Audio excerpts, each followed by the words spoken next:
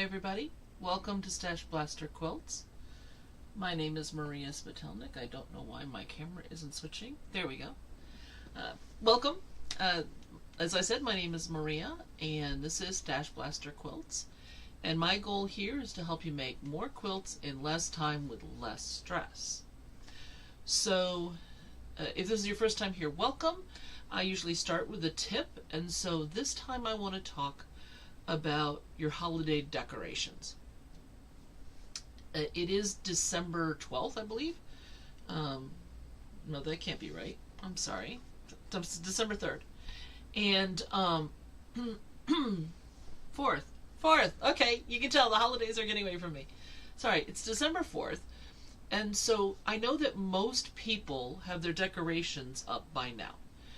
This being the Thanksgiving time frame. I'm going to change this lamp real quick. Let's see if I can get some better lighting. There we go. Most people seem to decorate right after Thanksgiving or while they've got the family in town for Thanksgiving itself. So let's assume that you've completed your decorating. Most people have the stuff that they put out, and then there's still a whole bunch of stuff left. When I was young, my mother made wooden painted ornaments so that I couldn't break them because they were made out of wood.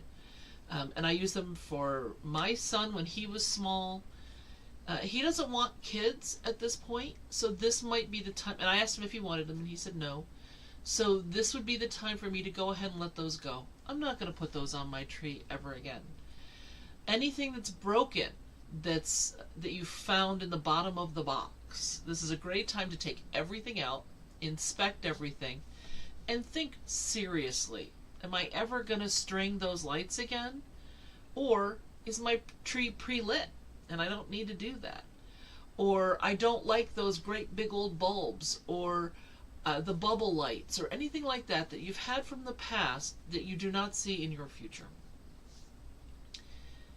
Might you make a mistake and get rid of something and be sorry about it later? Yes. However, most people, on average, decorate less every year.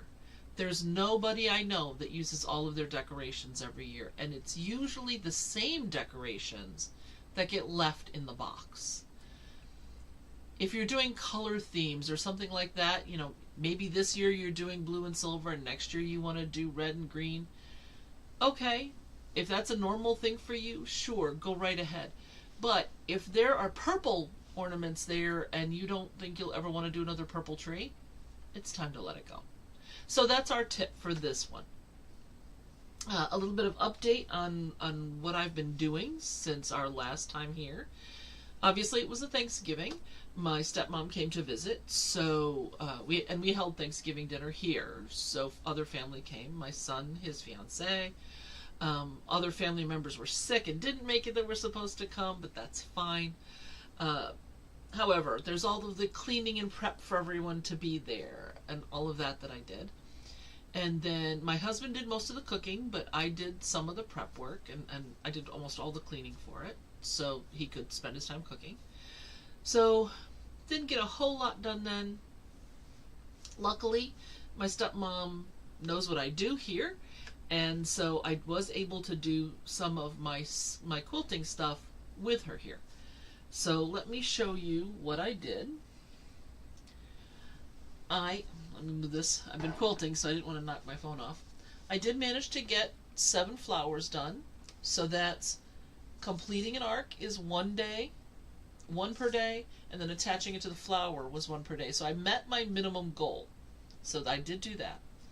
But then I got all of these scraps cut, including everything that's in these bins. And I'll talk to you about the bins in just a second. So all of this is going to need to get put away except for my 1.5 and 1 inch strips, because I'm using those in the border, in the binding for the group quilt. So I'm not going to put those away, but I will be putting away all the rest of this into the drawers on the other side of the room behind where you are currently sitting. So what's in these little bins? Well, I have drawers and drawers of pre-cut squares. and I have them in all sizes from 1 up to 12.5 in the squares, and 1 to 6.5 in strips. Strips have to be at least 12.5 inches to be considered a strip. Okay, that's just my rule, doesn't have to be for you. I know a lot of people where it is only a strip if it's selvage to selvage, so it's width of fabric. Whatever works for you, I'm all for it. But I have so many 1-inch squares and 1.5-inch squares that I don't know when I would be able to use them all. To be perfectly honest with you, I have thousands. So I've decided to do something a little bit different with the 1 and the 1.5. I am, and I have been doing this, saving, where are they? Here they are. 1x3s. Oh, no, this is less than 3, excuse me. There it is. 1.5 by 3.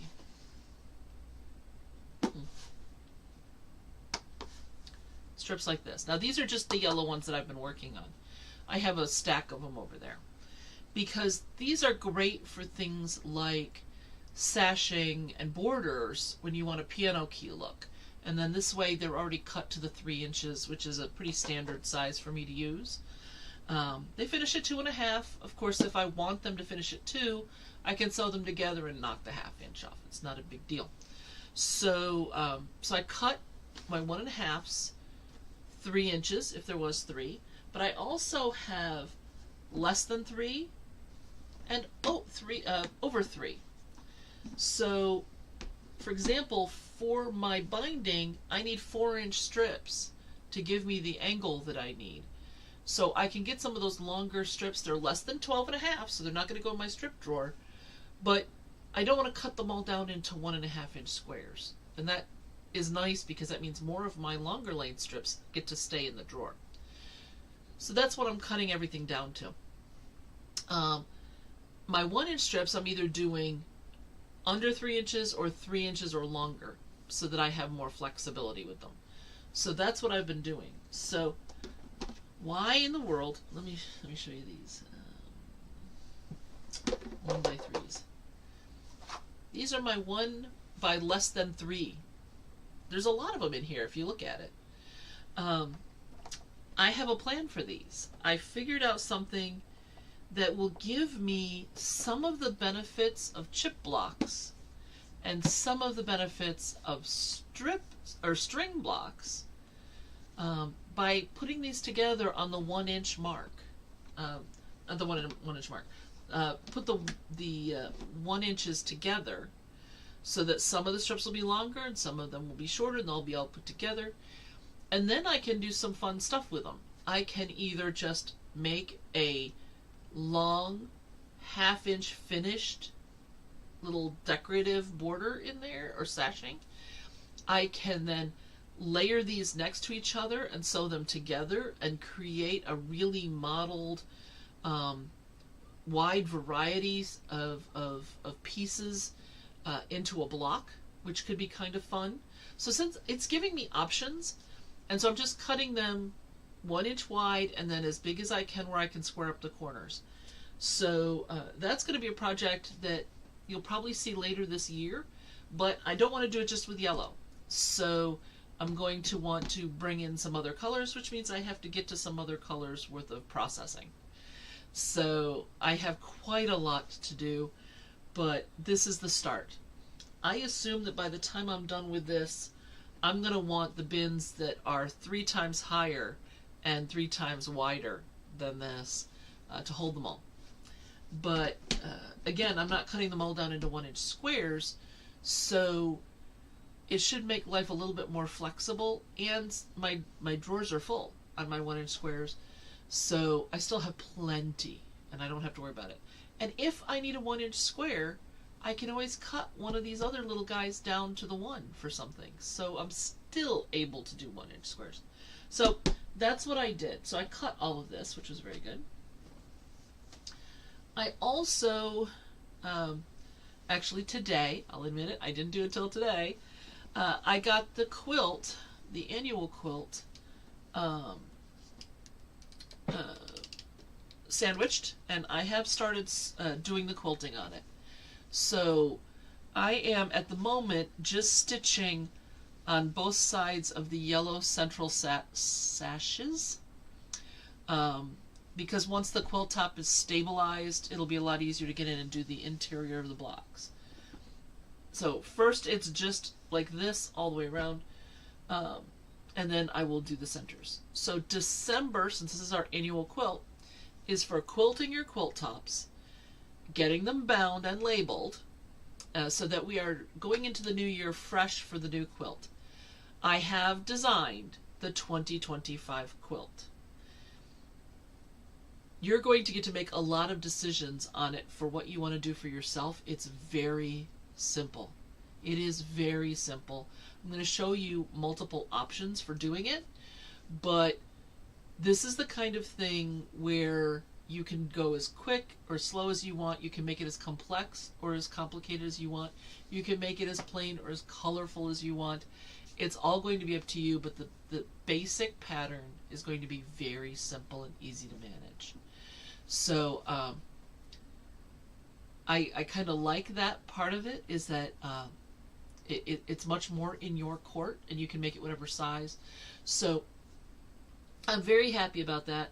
I am going to still be working out all of the fabric requirements, depending on which method you want to go with. But one of the problems with this is that the fabric you need is going to depend on the size you make. So it's going to be a little bit more difficult for me to guesstimate, but I'll do my best for you on that. And that will start in January. Now, the funny thing about January is that our first live stream is New Year's Day. So I'm hoping that you'll be able to join me, since you'll have been out New Year's Eve. Hopefully you'll watch the Rose Parade, you'll do all of that stuff, and then come and join me that evening. But we're going to start out the new year on the very first day of the year with our new quilt. So I'm looking forward to that. But I also got that done in the last 2 weeks. I've created a paper mock-up of it. I'm staring at it across the room right now, trying to decide what decisions I want to make, so that I can show you when we meet in January. So that's where we are sitting at this point. It's a very slow go on the flower garden quilt. That's this one. But that's okay. I had planned on it taking a couple of years, and I am significantly further along than I thought I would be at this point. So I'm pretty happy about that. I've just decided that I need to spend more time processing my scraps and getting them out of the boxes of scraps that I have, because they're divided by color, and get them onto the wall in strips or blocks or these little guys. So that's something else I'm going to be doing a lot more of. So you'll be seeing more stacks of fabric as things get processed, but it takes some time. So that's something that I'll be working on. That's the kind of thing I do downstairs on the 2x6 foot ironing board that I made, because I have that set up in the living room so I can watch TV with my husband and still go ahead and be cutting strips. So that's why that's going to be out of sight for the most part. You'll just see the finished results. I am still going to be trying in January to show you more of my sitting and sewing, because I'm not taking any commission quilts. I'll be working on some, I'll probably just be doing some charity quilting, so you'll be able to follow along with me. And since we're going to do them live stream like this, the hope will be is that you'll want to go ahead and chat, and so we can all chat amongst ourselves. I will have on headphones for that, because I'm going to either be listening to books on tape or music, because I plan on sewing for hours. I can't imagine doing it for less than an hour at a time, and I don't have that much to say with all of these live streams that we do. So I'll be listening to something else, and if I listen to it audibly, like through my computer or from a radio, there's copyright problems. because I don't have a performance copyright for every song that might play, or the right to rebroadcast a book on tape, I'll have to have my headset on. So I'm just warning you about that now. But I will have the chat up like I do now, because I've learned over the years how to do that.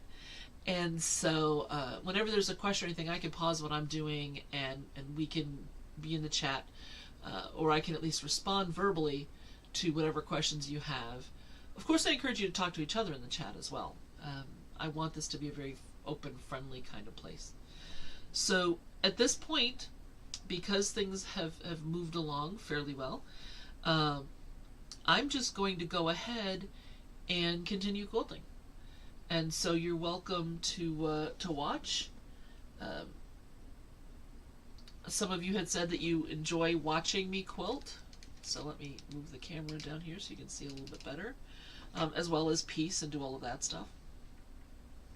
Now, one thing that I have learned is that I took a class online, and the instructor, it was on machine quilting, on your domestic, and the instructor kept talking about how, you know, you need to set your machine slower. You need to go super slow, super slow. I've tried. I really did. I have multiple speed settings on my machine here. I tried to do it at the lowest setting, and I was like, I can hand quilt faster than this. I can hand quilt faster than this. So I did go midway. I haven't gone fully up to my full speed that I normally sew at. So I'm trying to be better, but I'm having limited success with that. But in the process, I was pretty sure I would be the most comfortable with the yellow stripe on the right and the blue on the left. And so that's what I did in the central block of the quilt. But then I said, you know what, Maria, you need to practice some of these other skills. Let's go ahead and do one of the edge blocks in the center the other way. I hated it. I'm not doing that again. I know where I'm comfortable, so I'm just going to adapt, and I'm going to sew the rest of these from the center still. It'll just mean I'll have more ends to tie off at the end, but I'm okay with that. If it means that I don't have to be as frustrated as I was getting trying to do it the other way. So, I did the center, and I just did this block. So now what I'm going to do is I'm going to do the centers on all four sides, and then I'll do the corners last. Okay? And like I said, I'm just stitching here on both sides to stabilize the process, and then I'll go in later and do some more stitching in the middle of each block. So,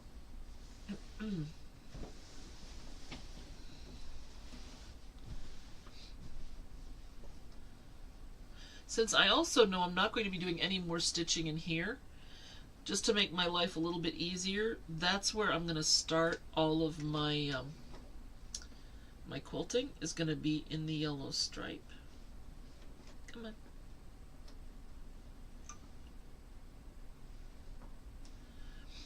And I'm going to leave really long tails,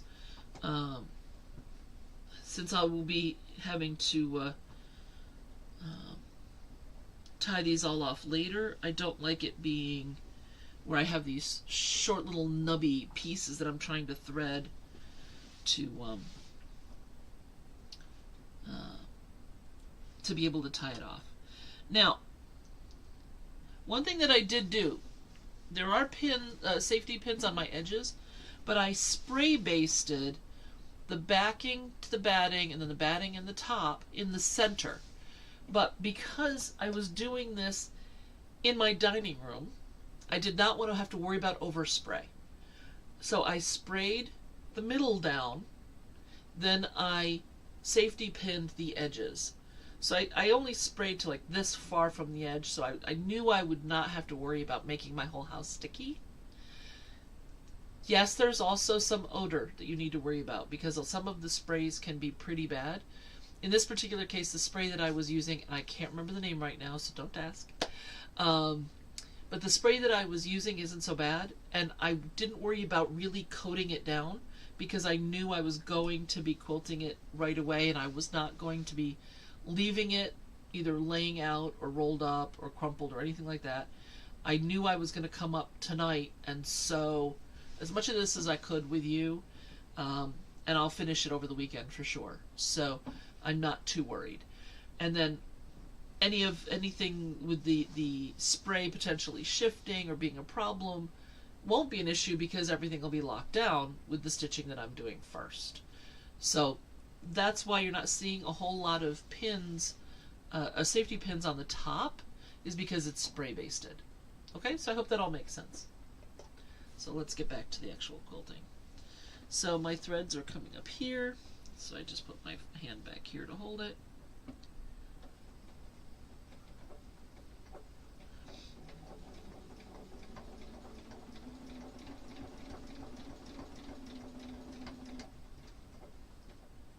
Yeah, you can't see particularly well, but maybe if I do this. I'm trying to get it so you can see, but without it impinging too much. Can you see if I do that? Yes, okay. On my ability to hold. Okay, let me needle down here. So at this point, I'm just sewing off the edge, and then I'll come up and sew across, and then down on the other edge.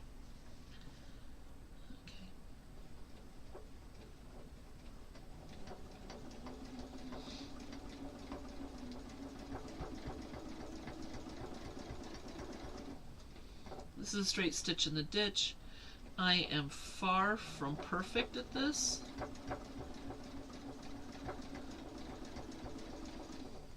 But if I was truly worried about being perfect, I would either give it to somebody else who's better than me and pay them to do it, or I would do it by hand. But this particular quilt is not one that I'm worried about perfection on.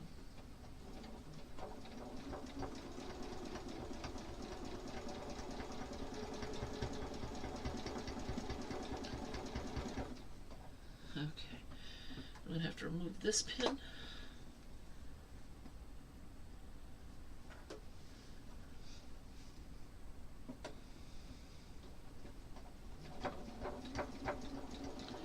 Now in this case I'm going to go right off the quilt. Put a couple stitches in. I am going to stay stitch this edge down later, but I'm going to do the other sides first, and then this will be the last thing that I stitch. So, needle up, leave a long tail, snip. Okay.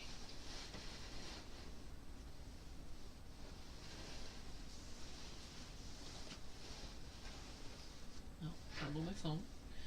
So I had it over here on the other side to start with. Rather not take a dive.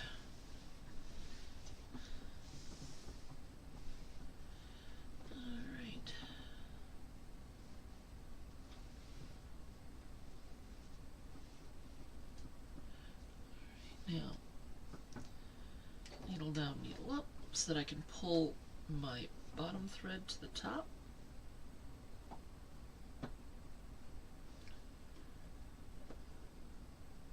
Oh, my thread did a weird thing on my machine, so that's okay. Alright, so this is the thread from the first pass. I'm just going to pull that behind and hold that as well. So I'm going to hold all three threads out of my way. Okay, so the one from before, the one that's through the needle, and then the one from the bottom. You can also hand dial down that first stitch rather than just hitting the gas.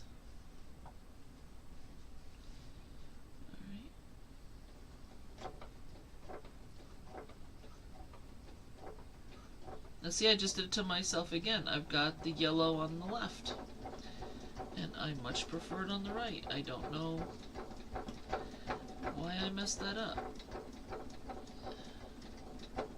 But I'm not as good with it on that side. I'm not sure why, but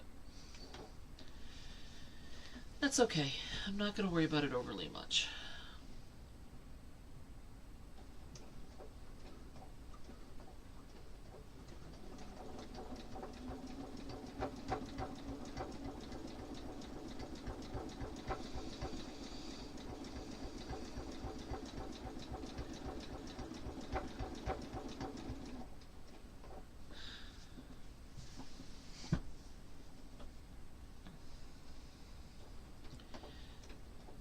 So if you haven't been following along, this is the annual quilt that we're doing together. I put out a survey every year, and I ask basically what people want to see done as a group quilt that we all do together. Now, some people are choosing to actually make their own versions, and so if you go to the website, which is StashBlasterQuilts.com, there's an annual quilts tab at the top. If you go there to 2024, you'll see all of these blocks, how to do them. And then if you want to, at any point, you can go back. Last year was a mystery quilt. The quilt before that was an orphan block, was a one-block quilt. So you have lots of choices. But we do a quilt every year. So this year was this star quilt. And so you can easily find the instructions. If you have any questions at any point, you can email me at mail@StashBlasterQuilts.com, and I'll be happy to answer those. But you're coming in at the end, and so it's a little bit harder to know what's going on. And you're only seeing parts of the blocks as they slide by and stuff like that, and I get that. So I just wanted you to know where you can find them.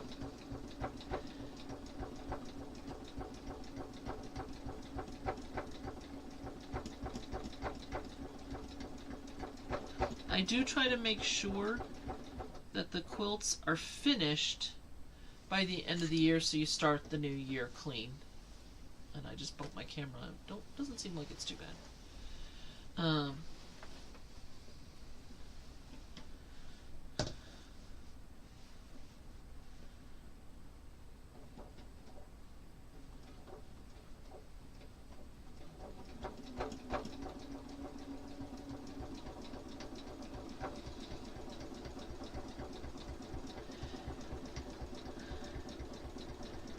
If you check out the YouTube channel, you'll see that I don't have a lot of edited videos. That's just because I am a professional organizer, and so I run my company, and that is my source of income. So it has to demand a goodly sized chunk of my time. But I love doing this, and so I love sharing this with you guys. I'm hoping at some point that those two flip, and so I just help people out occasionally when they want help getting organized or downsizing, and I can spend more time sewing. But we'll see what happens.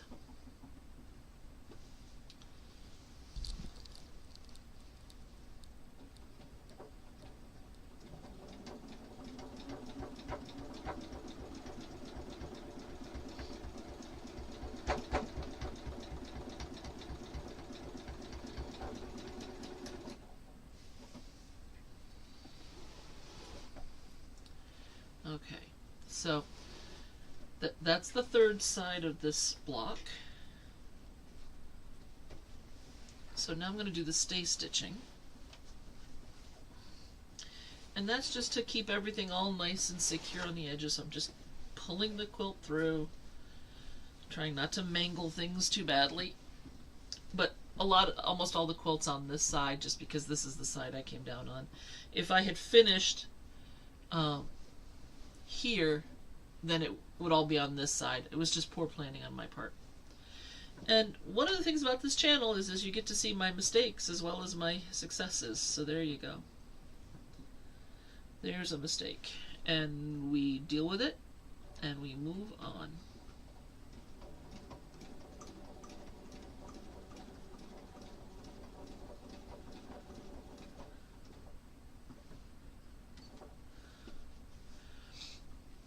Now, a lot of people go to a basting stitch when they're doing their stay stitching.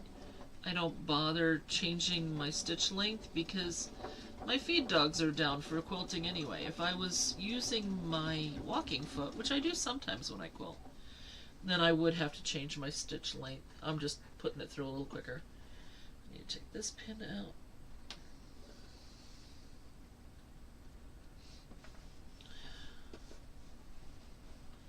Make sure I'm all nice and flat, and square it up, and stitch away.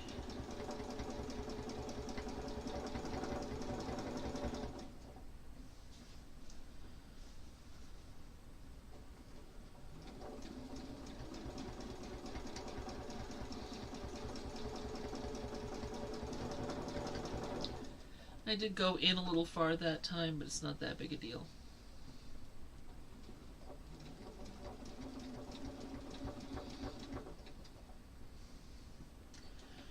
Up, to the side, leave long tails, and snip. Okay, so that's another block locked. So that's 2 out of 4.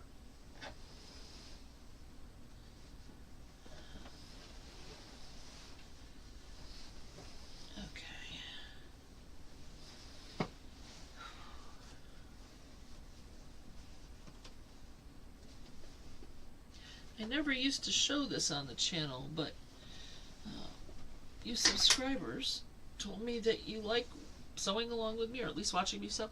And that is the thing with some of you with the annual quilts, is that they don't want to own a copy of the quilt. They're not in the least bit interested in doing the sewing. They just want to watch it happen. So, whatever makes you happy, I'm here for you. Okay, that was way more thread than I wanted on there, so I'm just going to pull a little bit of it back through. Down, back up. That bottom thread.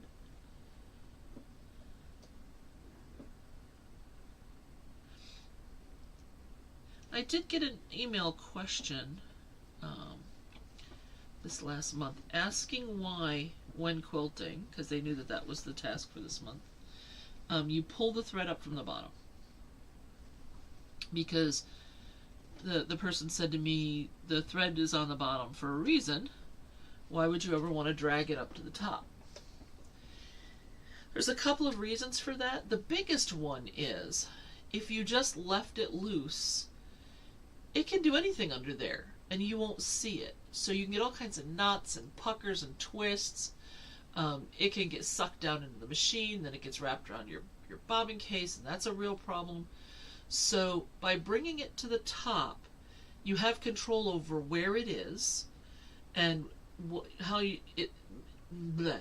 That way you can make sure it's out of your way, especially when you're not doing something as simple as this. If you're doing swirls and loops and things like that, you can wind up sewing that down through all of these other things, and then trying to pick it out so you can then tie off the end. Now, when you do things like long arm quilting, that's less of a concern in that they don't tie off. They do several stitches like right in the one spot, which knots everything together in one spot. And so they like to clip it right there at the knot. However, they still start off to the side in order to make sure it's not going to get... they start off to the side and pull it to the top to make sure it's going to be out of the working space. So I realize I just babbled and did not come out clearly, which is why edited content would be so much more professional looking. But you're getting me, so this is what you get. But that's why you bring it to the top, is to make sure that it is out of your work zone. And then later on, even if you're not done quilting, if you're just done quilting this little section, you can flip it over, clip that end, or bury it, whatever you want to do, and then, quilt the next section. I know a lot of people who tend to do that. Tonight, if I don't finish doing these 9 blocks, I'll probably still take it downstairs, because there's half an hour left. I don't know if I'll finish or not. I'll probably still take it downstairs, tie off what's already been done, and then just have whatever's left to quilt to be done and tied off later. By doing it a little bit at a time, it's not quite as exhausting. When you do a lot of custom quilting, you can have hundreds of ends to bury. So if you are then faced with hundreds of knots and tying offs to do, it can be very frustrating. But if you do them as you go, it's not quite so bad. And yes, it's the bird's nests on the back. It's all the knotting on the back that you get.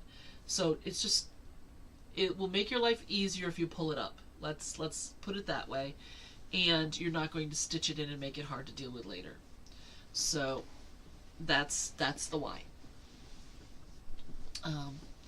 Okay.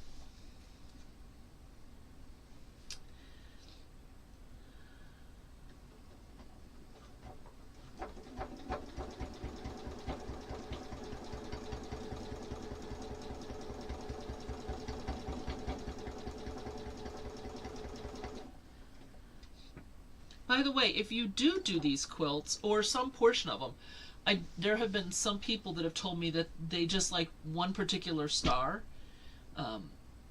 and so they're going to make a whole bunch, a quilt that's just that star. I'd still love to see them. Please feel free to share them with me. You can email me copies. I am hoping on my website, because I'm redoing the website a little bit, and so I'm hoping that I can put together a gallery, but I will need your photos, because I want it to be the photos of those of you who participate. If you're willing to have them shared. If you don't want them shared and you just want to send to me, just let me know not to share it.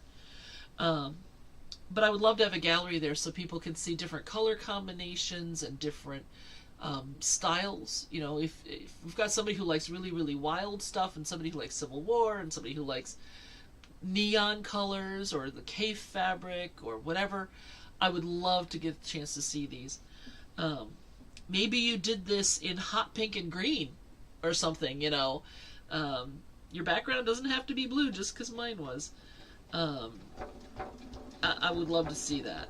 It would be so much fun. So that's why I'd like to have the gallery, because even when people do the same colors, you know, blue and yellow, it can still come out looking very different. And so it's kind of fun.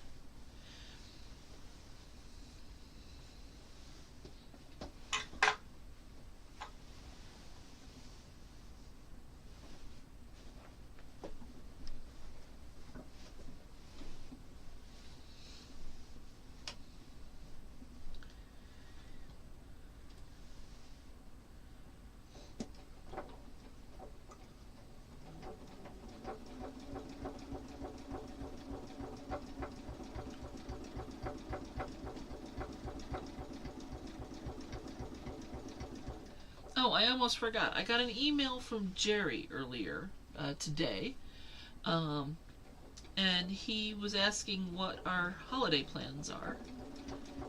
And since it's not a big secret, I guess I'll tell you. Basically, I'm going to be here. I do not have any family coming. I'm not going anywhere. I am planning on relaxing a little bit. I might actually read a book. It's been a while since I've been able to take the time to do that. So I am going to try to make the end of the year as stress-free as possible. Now, I have articles to write, and I still have work to do, but I'm going to try to cut back a little bit and not go full steam the whole time. And so the last couple weeks of the month should be fairly quiet. I do still have clients I'll be seeing and things like that, but that's okay.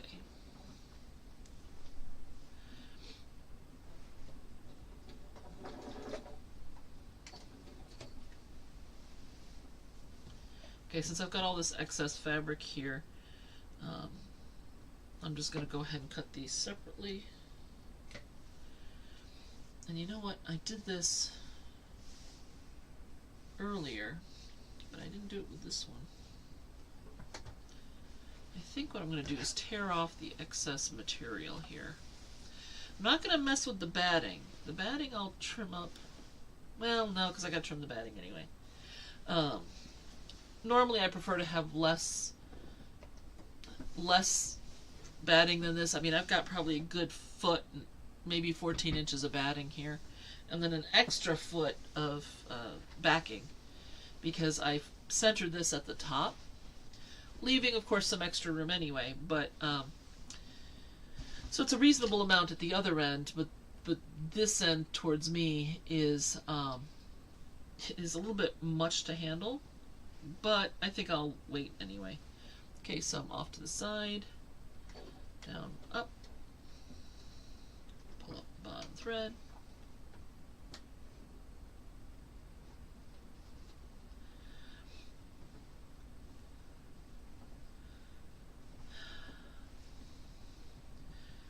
So I was telling Judy earlier this week at our guild meeting on Tuesday, I was going to try to sign up for a holiday party.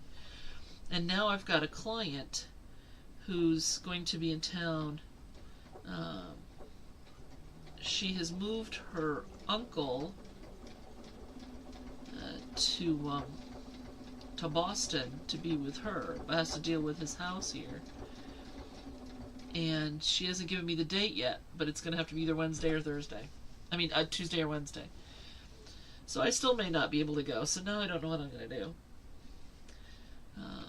So I may not make it to the holiday party for my guild. Unfortunately, sometimes that's just the way it's going to go.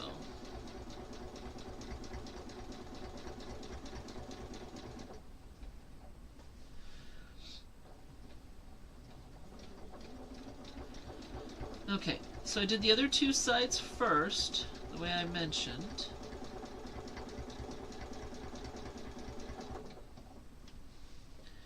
This is the third side, but because I did it the other way, I'm going to be able to do my stay stitching with the bulk of the fabric not in the throat of my machine. Hooray! So, now I have had people ask me if there's a reason why you have to stay stitch. Do you have to? No. Is it the smartest thing in the world not to do it? No. It's much smarter to do than not to do. Couple of reasons. It's going to... Something just fell. What just fell? Oh, nothing big. It's a spray bottle. It's going to keep the edges together and keep it from being mangled so this doesn't ruffle. It's also going to provide stability from this direction when I'm doing the quilting in the middle. Because when I'm quilting in here, if this is unstable, this could shift on me and give me puckers on the back. There's a lot of good reasons for it. I've had people ask also because when you square up the quilt, a lot of times you wind up cutting in a little bit and you lose the stay stitching, which is true. But you keep some of it as well, which helps with the binding and keeping those edges nice and clean and together. So there's some real advantages to it. It doesn't always get to stay, but if you've got your blocks fairly square and you've got your top fairly square, the odds are good that most of it will stick around.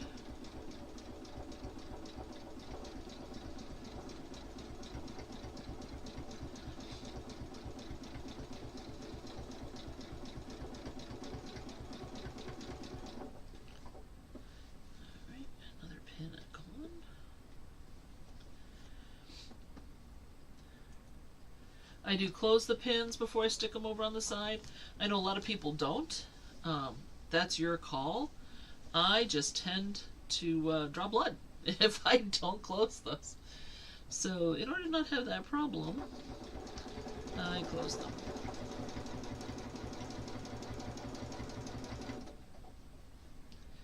Now, I do get my thumb fairly close to the machine here, as you saw. If you're going to sew at the speed that I sew, you probably don't want to get as close. I have, as of yet, never sewn my finger into my machine, but I know a bunch of people who have, and it's not generally recommended. So I would suggest you not do that.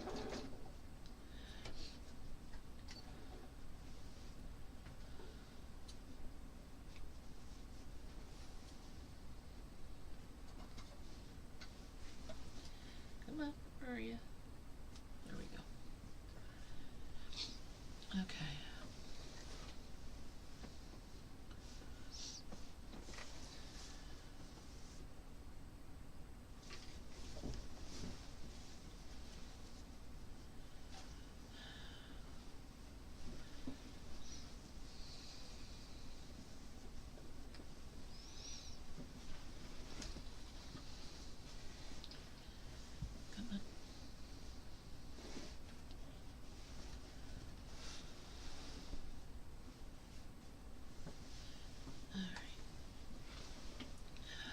jamming quite a lot of quilt under here because I'm doing this edge of this block.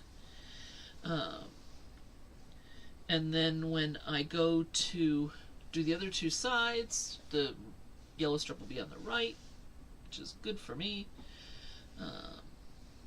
since I'm not as big of a fan with it on the left, as I've mentioned. Alright, so there's a lot of loose threads here you can see. These are all from these other corners. I'm just going to come over here, pick a nice clean spot.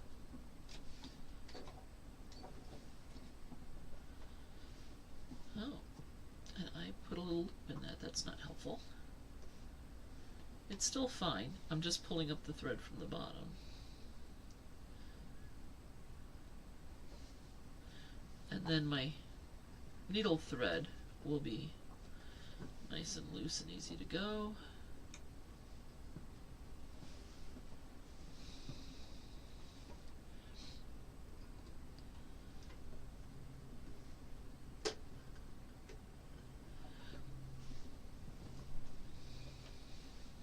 Now I could have started at the edge of the quilt, worked my way up and over and down and then across, but you take the chance that if things don't go through exactly evenly, then you could do a, you could wind up with puckers here or a lump. So I'm going from the center out, and then from the center over and out, and then I'll do my stay stitching at the end. Use a ruler foot and ruler when doing straight line quilting, as you're using a free motion foot.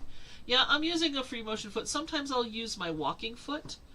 In this particular case, I don't have a ruler foot, and so that's not an option for me. I debated over whether or not I wanted to use the walking foot or the hopping foot here. So this could be called a free motion foot, a hopping foot, a darning foot. It has a lot of names depending on how old your machine is when you look at the instructions. It's all the same thing. In this particular case, the foot moves up and down, so it releases the fabric, so you can move the, it releases the fabric, you can move the fabric, and then it puts it down, and then the needle goes in.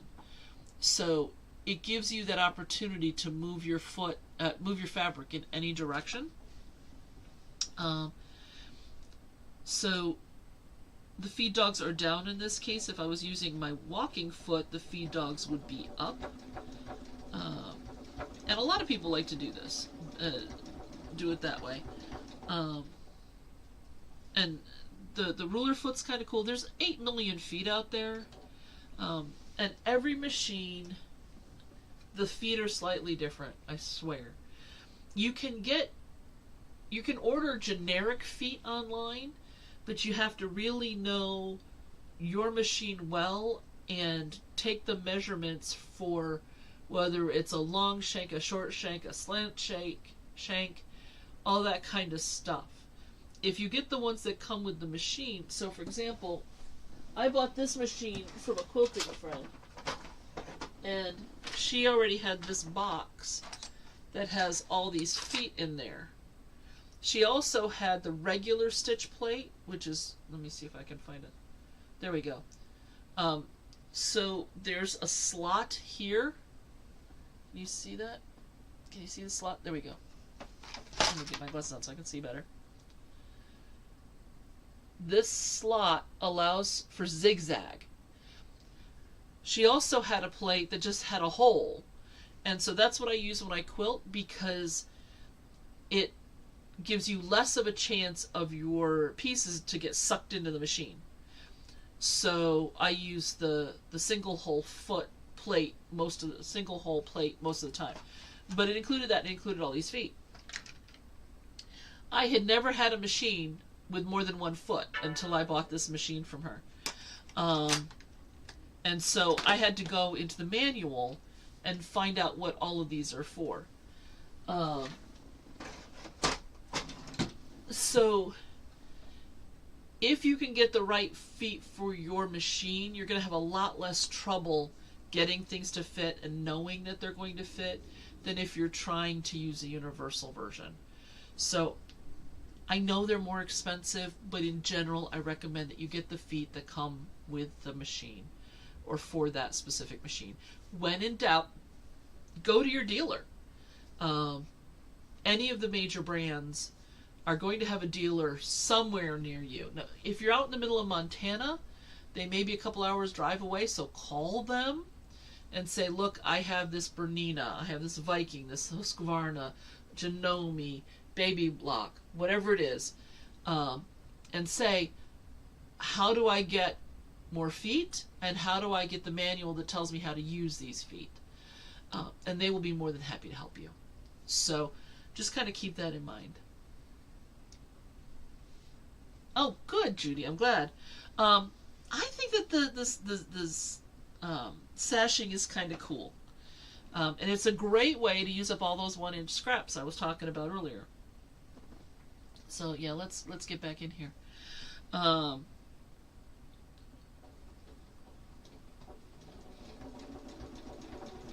So yeah, I probably would be able to stitch a little bit straighter using the feed dogs and the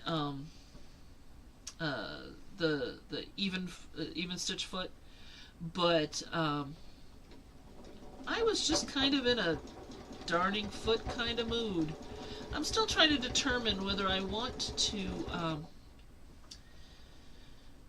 just stay really geometric with the quilting on this once I've got the blocks locked in, or if I want to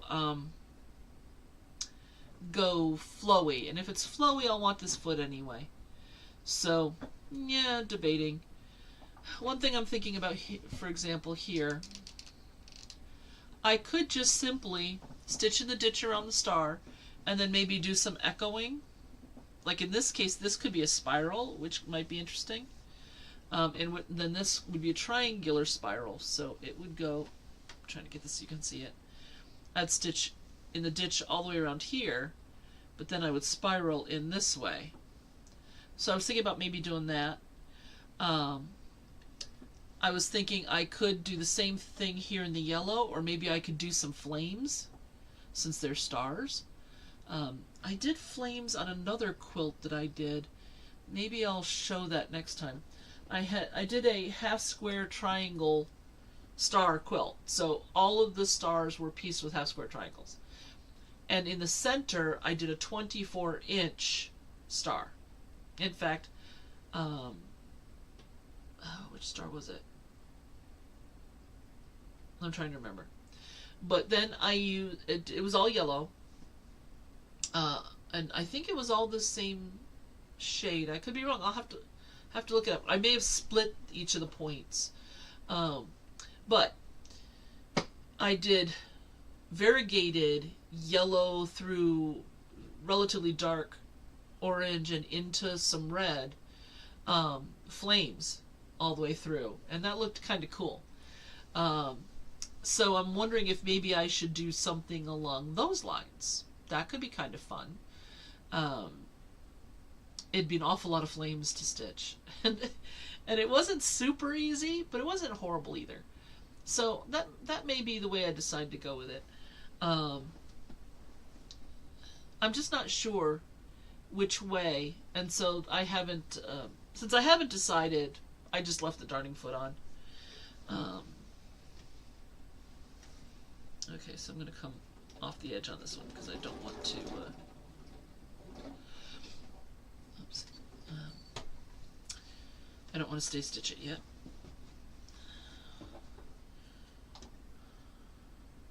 Okay.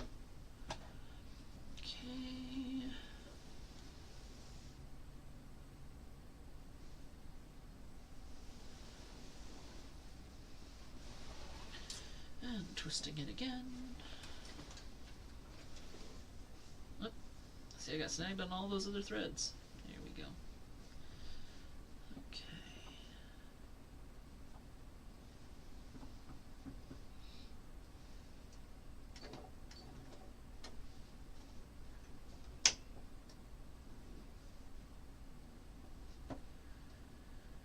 Yeah, I don't think I've done the I don't think I did the piece sashing with you guys before. I know I did it as a binding with you guys before.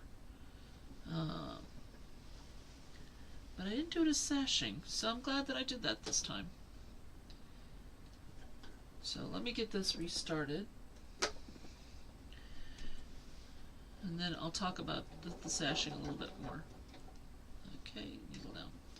So, let's get in here. Okay. So what I did was I used 1-inch strips and 1.5-inch strips. Let's see if I can get it to focus a little better. Come on. Focus in. There we go. Come on. Yeah, it's not going to. Okay, so this is a 1.5. 1.5. So there's either 1 or 2 1-inch strips in between the 1.5s. It's usually 2, but for example over here, I just have 1. So this is a 1.5, 1.5. So I did do that on a fairly regular basis. The reason for that, whenever you want to do something like have more than one shade of background material, or in this case the strips, you can take one of 2 tacks. You can either make sure it's exactly the same all the way through, or you can vary it, but you do that on a fairly regular basis so that there's not just this one glaring mistake. I wanted to have the flexibility for when I got to the end of the block, did I want to put on a 1.5 or did I want to put on a 1? And if I had made it super rigid, where it was always going to be 2 1-inch and 1 1.5, 2-inch, 1 1.5, I could have wound up with some really weird little triangles in my corners, and so I wanted to make sure that there would be enough in the corner that it would show. And that might mean putting a 1-inch, it may mean putting a 1.5, so that's why I flexed it a little bit, but I did it all along the way. So it looks more like a design feature than a mistake. The one thing that I didn't do is put 2 1.5s together. So I paid attention as I got towards the end of the paper strip to make sure that I was going to make it so that I could end with the right size strip. I hope that that makes sense. So as you watch these go by, sometimes you'll see 2, sometimes you'll see 1, and that's on purpose. Okay? It's all about thinking ahead so that, actually let's go back to me here.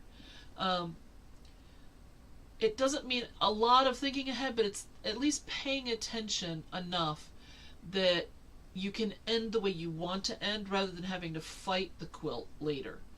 So that's why I do stay stitching at the very end, etc. So I hope that this has been helpful. It is 8 o'clock basically, so I want to respect your time, so I'm going to sign off now. If this is your first time here, I hope you had a good time and that you'll join us in January 1st for the 2025 quilt reveal. And then if you enjoyed today, please like it, hit subscribe, the bell if you want to know when we're going to be coming on, etc. I would love to see a lot more of you here for the actual live streams, because then we can get really going on the chat. We've had that happen a couple times. It's been a lot of fun. So I hope you all have a wonderful week, and I will see you in 2 weeks for finishing of quilting and putting on binding. Okay? And then our quilt will be done. So take care, and I'll see you in a couple weeks. Bye-bye.